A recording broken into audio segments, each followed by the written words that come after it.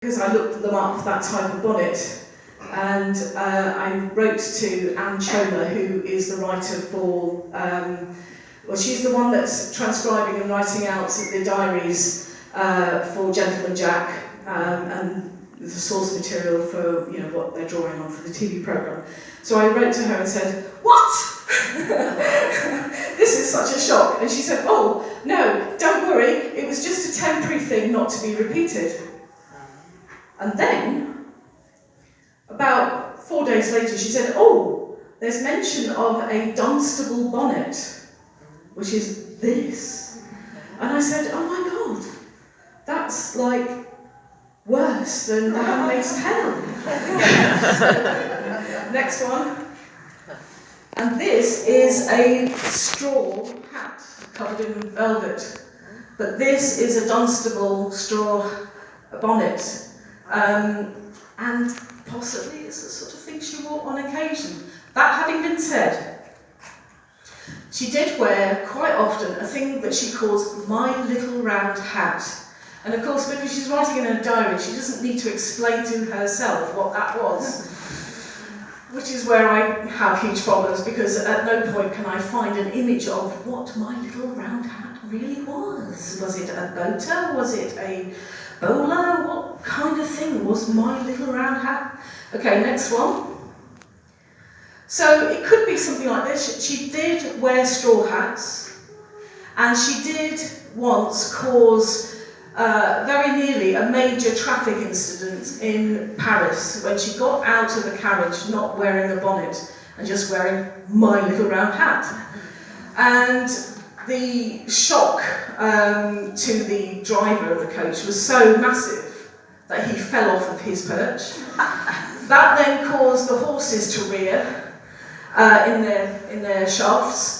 And then that then set off other horses in the vicinity, and it could have become a major incident, and that's just for stepping out of a coach, not wearing a bonnet.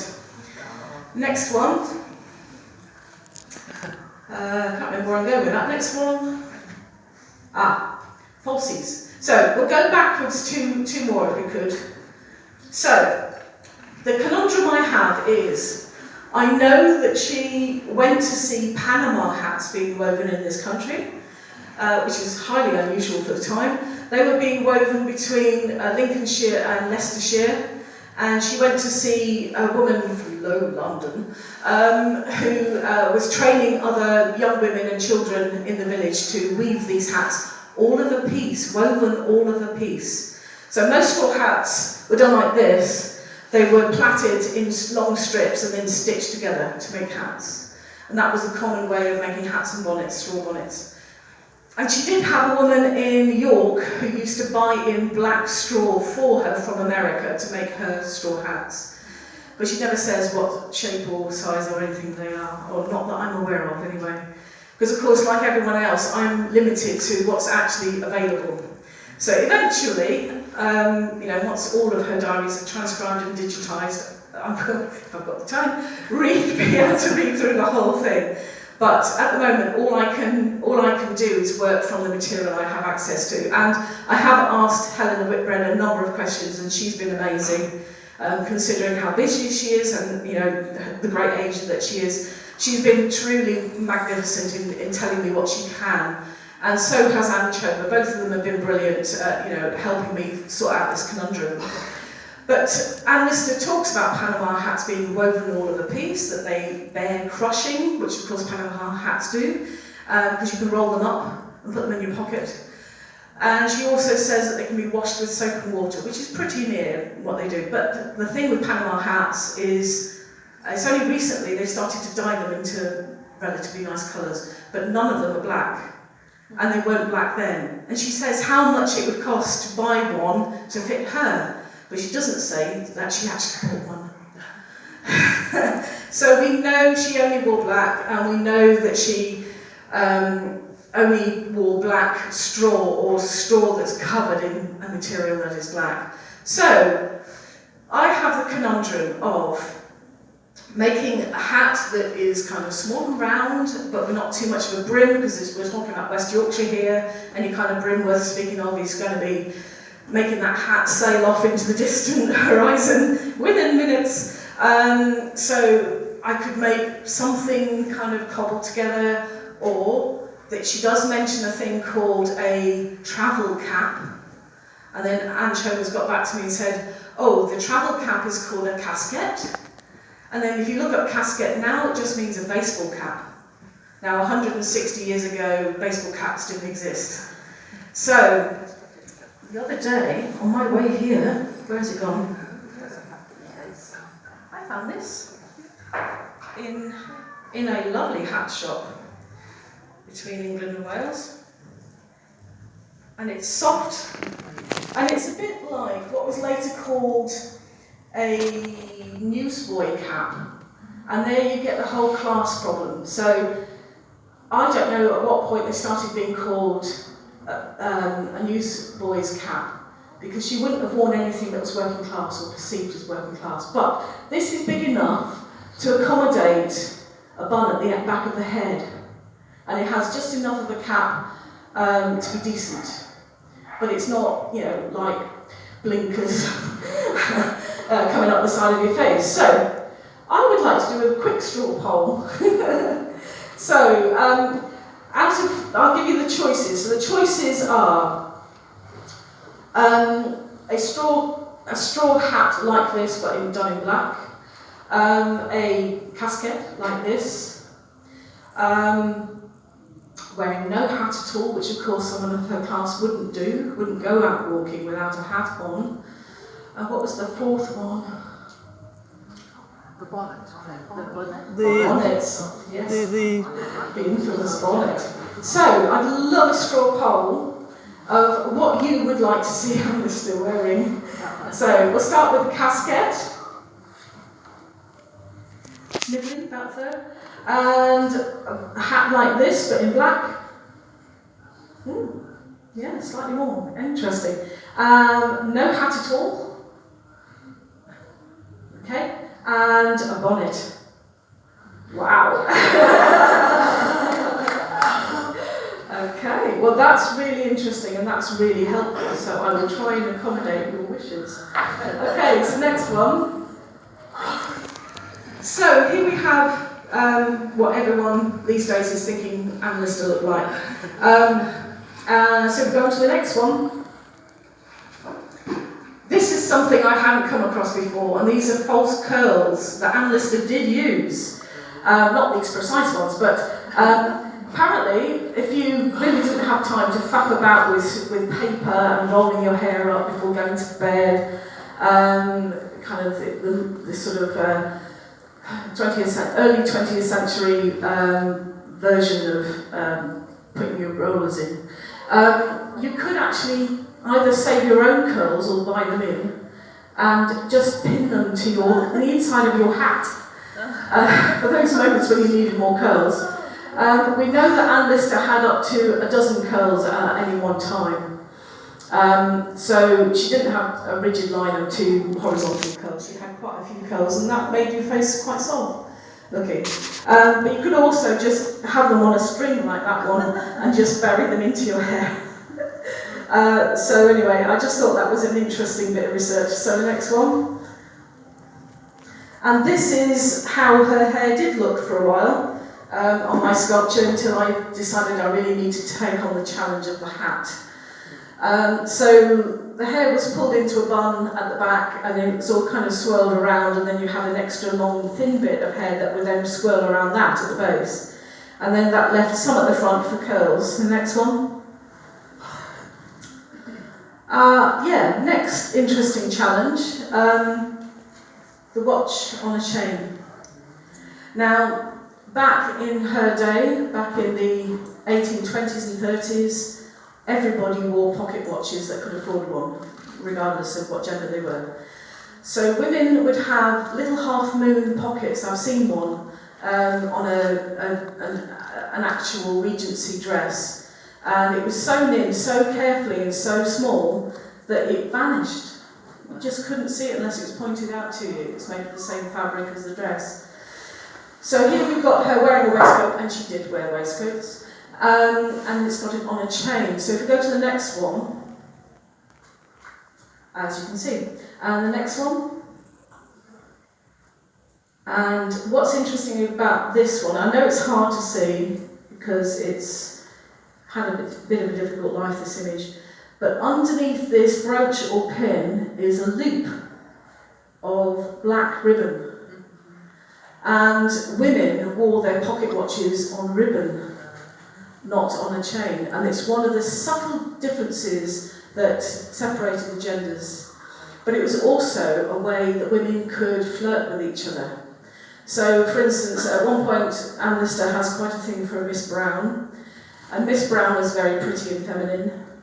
And Miss Brown, at one point, gives Anne Lister a pastel decorated ribbon, patterned ribbon, for her watch, because it makes her look like a gent, not having it on a pastel ribbon.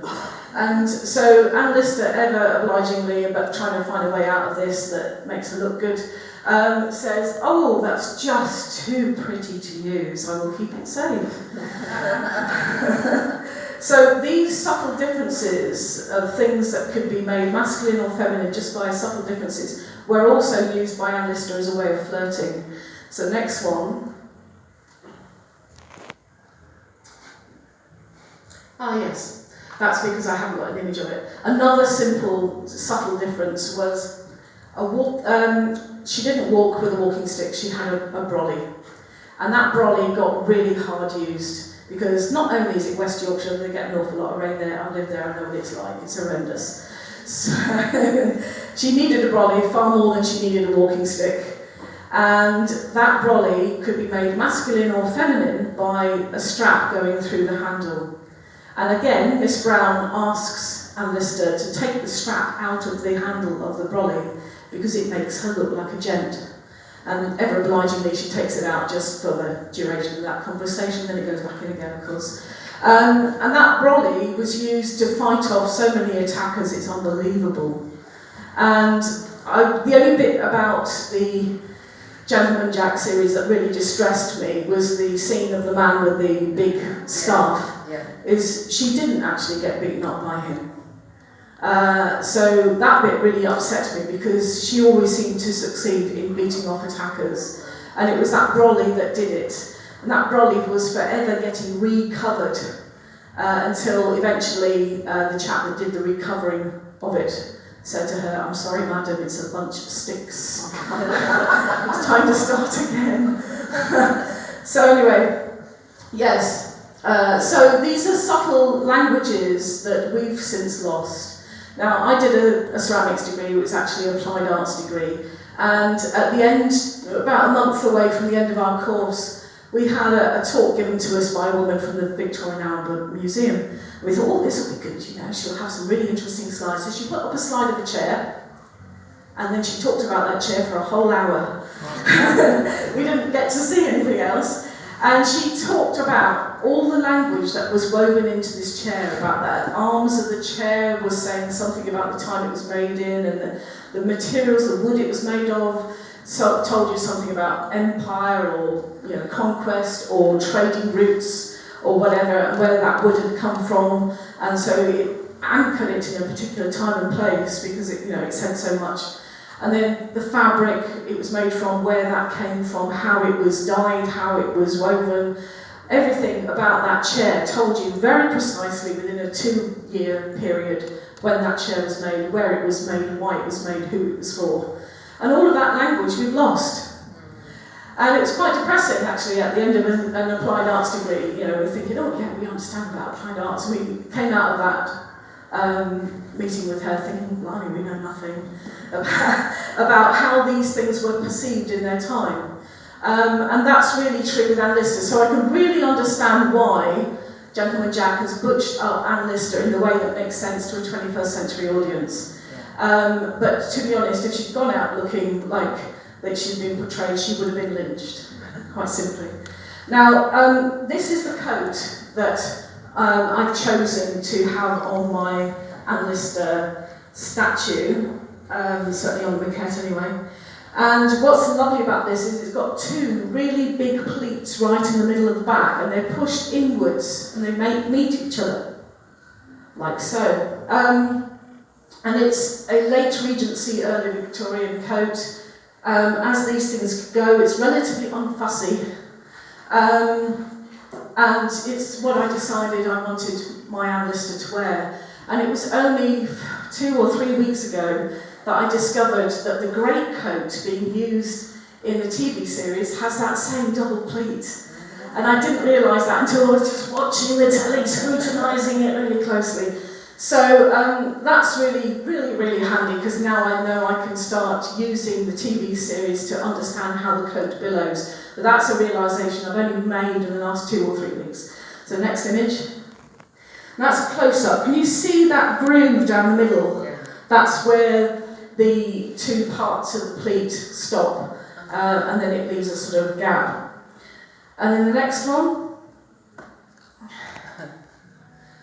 That's a coat billowing. Now you can see it's quite hard to see, especially with a black coat. It's quite hard to work out where the billows are and what they're doing, and whatever. Especially if it's black on black, and even worse when it's in shadow as well. It's really hard. Next one. And again, that's a useful one. So this is what I spend my time doing when I'm not actually sculpting. I'm nibbling around the outside of Anne Lister to take the background away to see what's really going on with the clothes. It does show the gaiters though, which is really good, with the 4 buttons down the side. I don't know why they're not called spats, but they kind of work like spats, but they're gaiters. Next one. And this is a really useful image to show how fussy Regency clothes were. And early Victorian clothes were. Can you see all those tiny pleats at the bottom? And everyone, regardless of gender, wore coats like this. And even blown up, it's hard to see all those little tiny pleats because they're pleats on top of pleats on top of pleats. Next one. And that's a detail. I'm finding even at this size, it's really quite hard to pick them all out. And that's all done by hand. Next one. Now, this is interesting. A lot of people who've written books about Anne Lister have said that she wore black to look masculine. And I said this to a clothing historian. I'm really lucky to have a totally awesome clothing historian in Totnes, where I live. And I went to see the museum and to be given a guided tour of Regency clothing and all kinds of stuff. It was really useful. And when I told Julia Fox this, she fell about laughing and said, "That's ridiculous." And she said the blindingly obvious. In the Regency period, men were peacocks. And even Anne Lister's own servants, male servants, wore brightly coloured clothes.